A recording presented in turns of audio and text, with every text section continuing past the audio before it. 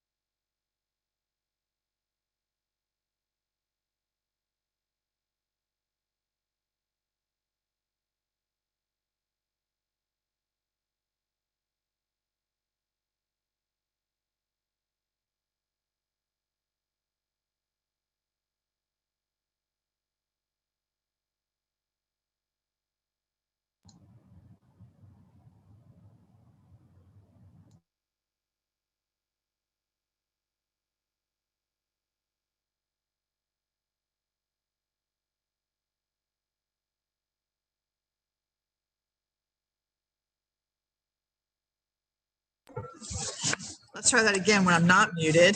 Let's try to call this Transportation Committee back to order. Paul, are you there? I am. Great. Councilmember Gisselson Palmer, Chair. Present. Councilmember Nguyen. She's present. Councilmember Jeruso. Present. Councilmember Brosette. We have 3 members and a quorum. Great. Before we move on, can we get a motion to approve the minutes from September 9th, 2020? So moved. Moved by Councilmember Jeruso, Second. second by Councilmember Nguyen. All in favor? Aye. Aye. Any opposed? Okay, thank you. Next, we have a new links update. Councilmembers, I know that it appears that we're doing this relatively frequently. What we are doing, though, is really trying to have them come to us quarterly as this progresses. As you know, and as the public may know, the new links is a process in which they're re-envisioning the entire bus system and public transit system in the city of New Orleans in order to make sustainable changes. And it's very important because it's addressing the entire system that we would like to have Jason Sappington and Samuel Buckley come up to continually update us on what that process is, what their public engagement process is, and how that's looking. And I do want to say this has been just such a robust public engagement process, especially considering what, you know, the challenges that we have with COVID. We're really trying to sit there and get everybody's input. So without further ado, I would really like to turn this over to both Jason and Samuel. And just as a little point of personal privilege, I would like to congratulate Jason for being one of the privileged few to be married to a politician. And we're very thrilled to see that Katie is now on our school board. So with that, I will turn it over to you and y'all can start. Thank you so much. It's definitely been an interesting past few months in the Sappington Beaudoin household. And thank you so much, Councilmember Palmer, for the introduction. I think you described the project very well, so I won't go into too much background. And thank you to the rest of the committee for your support today and really throughout the lifetime of this project. New Links has been going on for a very long time. I think it's been time well spent, though. And I'm happy to say that this will probably be the last update we give to the committee before we go to the RTA board to present the final network plan for their approval. So with that said, I think Sam has put together a presentation basically to give you an update on what we've done over the past couple months since we last reported and what our next steps are. I just want to say, even after this project is basically out of RPC's hands and in the hands of RTA and Jefferson Transit, I hope that this committee will continue to support the implementation efforts, because that really is where the rubber is going to meet the road as far as getting this plan done. So thank you very much, and I'll hand it to you, Sam. Thank you, Jason. Thank you, Councilmember Palmer, and thank you for those introductions. So this is a relatively brief update on the status of the New Links project. We wanted to recap what we've been working on for the past couple of months for phase 3. We recently closed out community engagement on the proposal for the redesigned transit system, and we wanted to share those results with the committee and then just outline the next steps for closing out the project. Next slide, please. Actually, you can skip to, yes. So New Links, I think Councilmember Palmer gave a good introduction. It's this project, this regional collaborative transit project that the RPC is leading, working with the RTA and Jefferson Transit to develop some recommendations for improving the transit system that can be put into action in a short period of time, as opposed to a long-term planning project. And this is something we want to give those agencies as recommendations that they can put into action just using existing resources for operating service. Next slide, please. And the core of the project is what we call a network redesign. And the idea of a network redesign is to take the operational resources for running bus and streetcar service and develop a new service plan that better meets the needs of the community as it is today. There's a lot of pieces of the regional transit system that have not been rethought in a long time. Limited connections between Orleans and Jefferson Parish, limited frequency on a lot of bus lines and services after service was reduced after Katrina. And so our goal with this project is to address some of those issues in a way that can be done with existing resources, and that doesn't necessarily require this long-term wait or seek for new resources. Next slide, please. So as Jason said, this is a fairly long-term project in the sense that we're nearing the end of a 2-year process of studying and doing phases of community engagement on the project. We've developed the proposal and the final recommendations based on this series of phases of community engagement where we brought different concepts and then different scenarios to the public for what a redesigned transit program could look like, or what a redesigned transit network could look like, and then got feedback from the public on those potential changes. And what we recently completed was phase 3 of this project, where we had an actual proposal for a redesigned transit system. This was the proposal we really wanted to get fairly detailed feedback and fairly broad-ranging feedback from the public, because this is, once we finalize these changes, that's it. This is going to be the final set of recommendations we present to the transit agencies for implementation. So it was really important, even in light of COVID and the fact that we had limits on our ability to do engagement. It was important that we reached as many people as possible and try to reach a broad-ranging sample of the public geographically and demographically. Next slide, please. I'm just going to briefly recap the proposal that we brought to the public during phase 3. Next slide, please. So this map that you're seeing here is the regional transit system as it existed before the COVID-19 pandemic. This map shows all of the bus and streetcar lines running in Orleans and Jefferson Parish, and they're color-coded by how frequently service runs. So the red lines run at least every 5 to 15 minutes, and that's mostly just the streetcar lines in this map. The purple lines are bus routes running every 20 minutes. Blue and green are routes that run less frequently. And what you see on this map is that there's relatively little high frequency service. And so a lot of the core routes in the system only have very limited headways, and there's limited service on those lines with a lot of ridership and a lot of demand. Next slide, please. Yeah, before we move on, I just think it's really important to note, like if you look at Algiers, for instance, there's no 5 to 10 minute line, nor is there any 16 to 20 minute line. And so you have, and even if you look at New Orleans East as well, they also don't have any, 5 to 15 minute lines either. And I think it's really stark when you look at the geographic areas that are furthest away from the city having less opportunities for transit. That's correct. Thank you, Council Member. Those are really good points to bring up. Next slide, please. So this is the proposed transit plan, which we developed and brought to the public as part of phase 3. And what you'll see with this map is a very striking difference, is that there's a lot more service that's high frequency service, where you have buses or streetcars coming at least every 15 minutes, not just during rush hour, but throughout the day. And the idea with this plan was to optimize the system as much as possible, make it more efficient, but also to allocate resources to where we were seeing the most demand and where we were seeing the most need for service. And so this network would create this backbone of high frequency services that would connect most neighborhoods in Orleans Parish.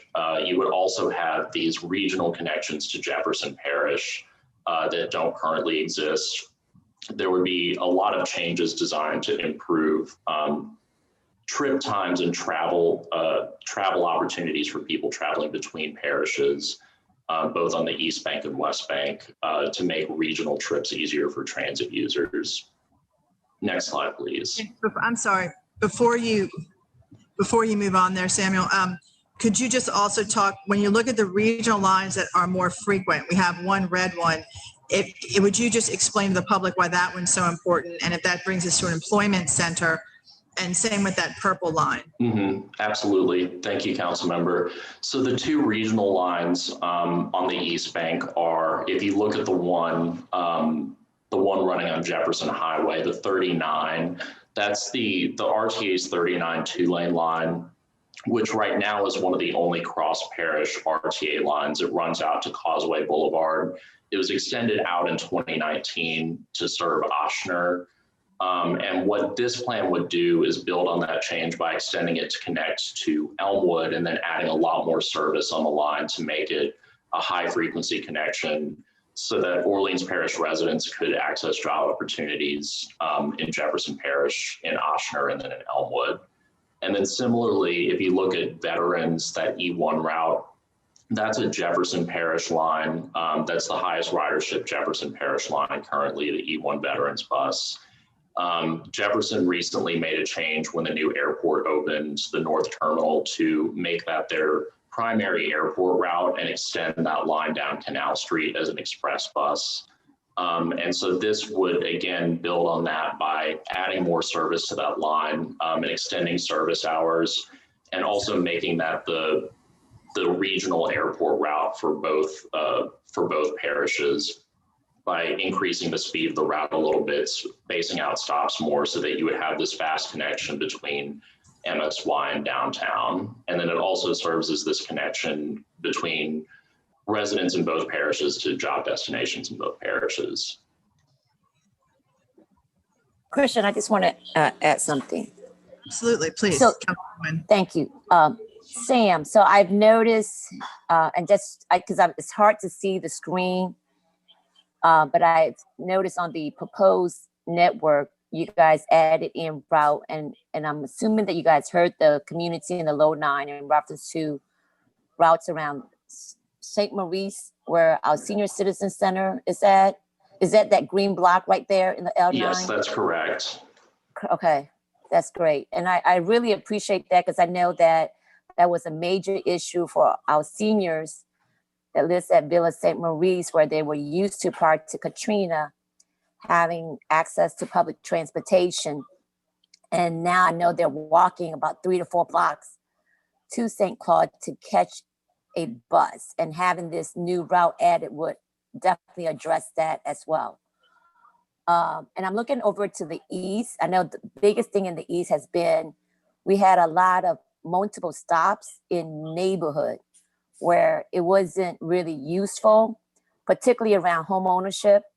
And when there's actually a business in nearby where it makes really good sense to have those stops placed there versus in front of somebody's front yard. Mm-hmm. And so, yes, I'm particularly interested because I get these emails all the time from this resident off of West Barrington by Bullard. Just went by there today too. And I still see the stop sign, but would this proposed network, would that address those concerns? So that's a really good question. So one of the things that is part of this proposal that's different from the current plan is we try and have detailed guidelines on what the stop spacing should be on the different bus routes. And we're developing a set of standards with the RTA for stop spacing and stop placement to ensure that there's some consistency in how routes are set up and where stops are being placed and so on. And so as part of the implementation process for this project, the RTA, ultimately what will happen is the RTA and JET will take this plan and then they'll use those standards to, as they're putting these routes out, decide stop locations. And in a lot of the city, as people know, there's very limited infrastructure at bus stops right now. So in a lot of cases, it's relatively simple to move stop locations where it's just as simple as moving a sign. In situations where there would need to be shelters moved, we've been identifying shelters that would either not have service, or you might not need a shelter within the existing system where you would have shelters available to relocate to new stops. And so some of that is going to, as part of the follow-up to this project, where the RTA will need to do some additional field work for implementation. But to your question, Councilmember Nguyen, that definitely the idea is to have stops placed at locations where they're going to be useful to people and where people can actually access things from them. Okay, great. Thank you. Thank you. So next slide, please. So what this slide is showing is the percentage of residents of Orleans, Jefferson, and St. Bernard Parish who would have access to transit service at different frequency levels. So the colors on this chart correspond to the two previous maps. And what this shows is how people's access to bus service would change as part of the proposed transit plan. And what it really highlights is that you would see a major increase in access to frequent service coming at least every 15 or 20 minutes as part of the proposed changes. And one of the things that we really tried to emphasize was making sure that service was being increased in areas where it was most needed and where there was the most people who did not have access to cars or had a need for transit service. And so if you look at the bottom right, you can see low-income households would see proportionally a much larger increase in transit service than residents as a whole.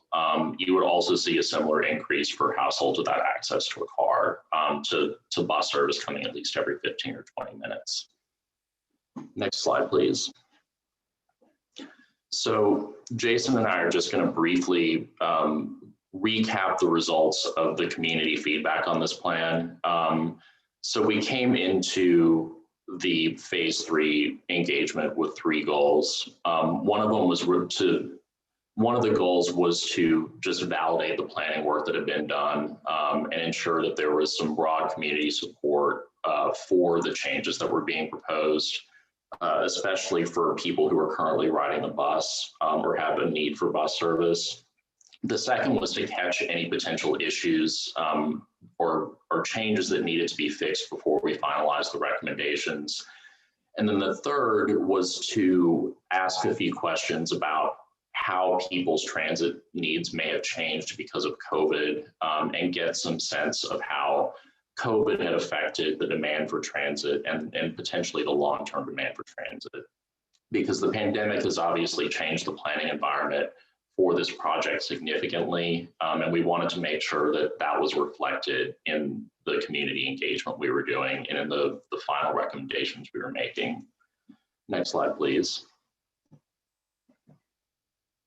So we did about 3 months of community engagement on phase 3 from October to December. A lot of our resources were focused on reaching bus riders and low-income riders who potentially might not have internet access or might not have access to a web survey. So we worked with the city, with the council offices, with Jefferson Parish to publicize a web survey, but there was a lot of focus on making materials about the proposal available through the RTA and Jefferson Transit and through their communications tools for reaching riders.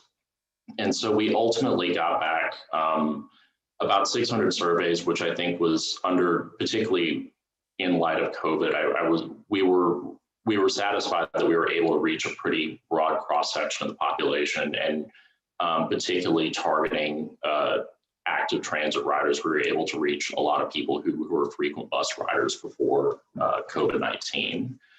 And we got a strong positive response just from all the major cross sections of the population that responded to the plan.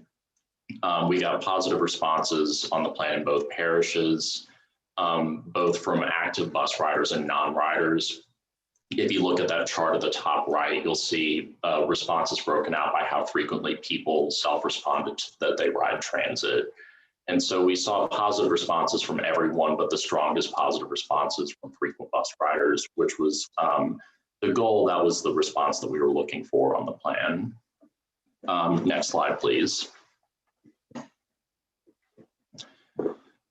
And what this slide shows is just a map showing the positive responses to the proposed changes broken out by zip code.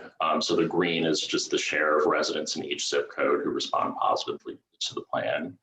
And we got, particularly within Orleans Parish, we got a really good zip code by zip code, robust cross-section of respondents. And there was uniformly primarily positive responses to the plan across the city, which was very encouraging.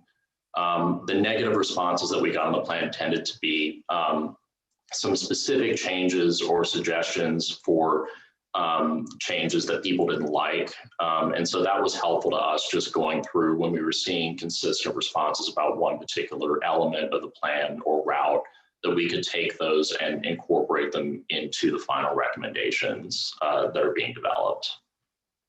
Next slide, please. Hey, Sam, can I ask a question about that? Do you mind Yes, going back absolutely. one slide? So just to drill down for a second on that point, it looks like, for example, there's some places like in Algiers or otherwise a little bit low, like my sort of Holly Grove, Carrollton numbers are lower than Mid-City and the lakefront.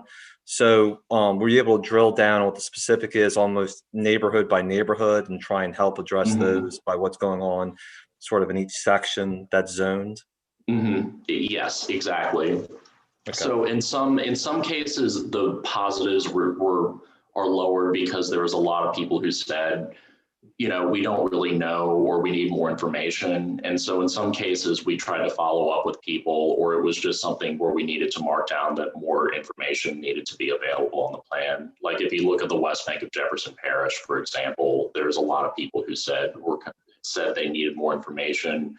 But neighborhood by neighborhood, when people had issues with the plan, that was very much the idea, was to catch specific neighborhood issues that might need to be addressed, and then make sure that we were able to look at those as part of the final planning process. Great, thank you very much. Thank you. Next slide, please. So at this point, we're very close to the conclusion of the project, or at least the planning portion of the project. Next slide, please. We recently finalized the core network recommendations based on the feedback we got from the community during phase 3, as well as from other stakeholders who we've been engaging on the proposed plan. And the final recommendations will look very similar to the proposal from phase 3, which we just showed the committee. So there will be some small changes to address specific feedback we received, but the overall structure of the plan, the final recommendations will essentially be the same. We plan to release the final recommended report with the proposal within the next couple of weeks. We're essentially just finalizing the deliverables we need to deliver to the RTA and Jefferson Transit so that they have those for the implementation process. And at that point, the project is really in the hands of the RTA and Jefferson Transit. There's been a lot of commitment to both agencies for follow-up and implementation. It's due to go before the RTA board for a vote in March, is my understanding. And then potentially the plan could be implemented within the next year if it's approved by both agencies. And the RPC, just as an agency, will continue to help facilitate implementation to the extent that we can, and work with both transit agencies and both parishes as kind of a regional a forum for addressing some of the regional issues that might come up during implementation. But we are very close to the finish line and excited to be able to conclude this project and move forward. One of the things that we're going to include as part of the final plan as some guidance for implementation is what we're calling a resilience plan. And what a resilience plan is essentially is our attempt to respond to the pandemic and incorporate the pandemic into the planning process. There's been significant uncertainty about the potential funding that might be available for transit service because of cuts to sales taxes and other revenues that the RTA depends on to fund transit operations. And so we're including a phasing plan that includes a blueprint for how to implement these recommendations under different funding levels. So in the event that there's less funding available for running service than there is currently, this plan can still serve as a blueprint for how to structure the transit network.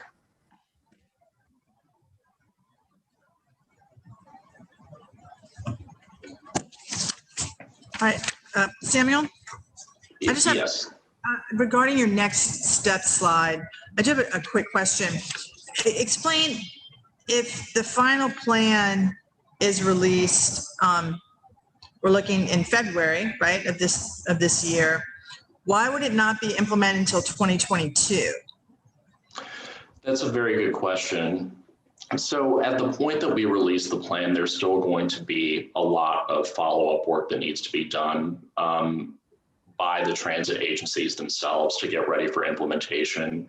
So it'll be like scheduling a service change, as the RTA does a few times a year, but on a much bigger scale. All of it, a lot of new signs will need to go out. New schedules need to be printed. The bus drivers will need to be trained on the routes. The RTA will need to do like internal due diligence in terms of a service equity analysis, analyzing potential bus stop locations from an engineering perspective, test driving the routes and so on. And so other cities that have done this have typically, the template is usually a 12-month timeline for implementation, where it's a full-scale effort by everyone involved at the agency. And in principle, this plan is set up to go into effect at the same time. All of the changes would take place at once, essentially, to minimize the disruption to transit riders and minimize the need to keep making phase changes to service. And that's been an approach that has been really successful in other cities that have tried it. The city of Houston put its entire new system into effect literally overnight, where people went to sleep one night and the system was one way. They woke up and all the signs had been changed, the schedules had been changed, and so on. And it was very successful, but having the groundwork in place to do that successfully is a very intensive effort. And I'll just add, a big part of that groundwork is essentially a PR campaign by the transit agencies to make sure that when those people do wake up with a new transit system, they're not surprised by it, getting the word out as to what the new system is going to look like and why. So that does take time as well. Mm-hmm. And so is the thought then that you need to have that public outreach and that communication, and then the entire plan is implemented, or do you have all that public outreach and the communication and then you phase in the plan? It's not a very feasible plan. I mean, Sam can elaborate on this, but the way you can't really phase it in, just because the system is a system. All the components have to be working together. So you could phase it, but really the best approach we've seen, as Sam said, is to basically just do it all at once, tear off the Band-Aid and go for it. There's a lot of advantages to doing it all at once in terms of just minimizing the startup cost for implementation, minimizing the disruption to both internally and to riders in terms of people having to repeatedly kind of learn new adjustments to the system, but people would just learn the entire new system at once, and the agency would have a plan to implement the whole thing at once. Great. Councilmember Nguyen, did you have any questions? Councilmember Giarrusso? I do not. Thank you. Thank you. Andrew, do you have any public comment cards?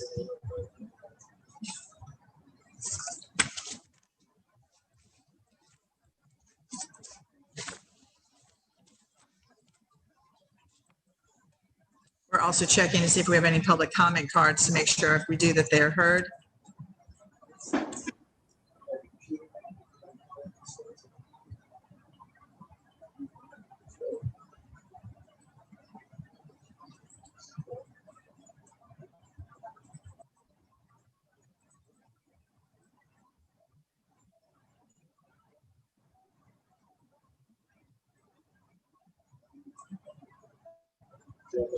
Okay, we do not have any public comment cards. See, Jason, Samuel, you must be doing a great job. Everybody is getting opportunities to speak. So again, I just want to thank y'all for your work on this. It's very, very exciting. I think it's going to really show some great dividends for our riders and for our entire public. This is also economic development, right, Cindy? I mean, this is going to really bring people to job centers and to connect all of our neighborhoods. It's very, very exciting. So thank you both for your presentation. With that, I don't think we have any other matters. Council members? No? Great. Well, then I will take a motion to adjourn. So moved. Moved by Councilmember Jeruso, Second. and by Councilmember Nguyen. All in favor? Aye. Aye. Great. And the Transportation Committee is adjourned. Thank y'all very much. Thank you. Thanks, Sam and Jason.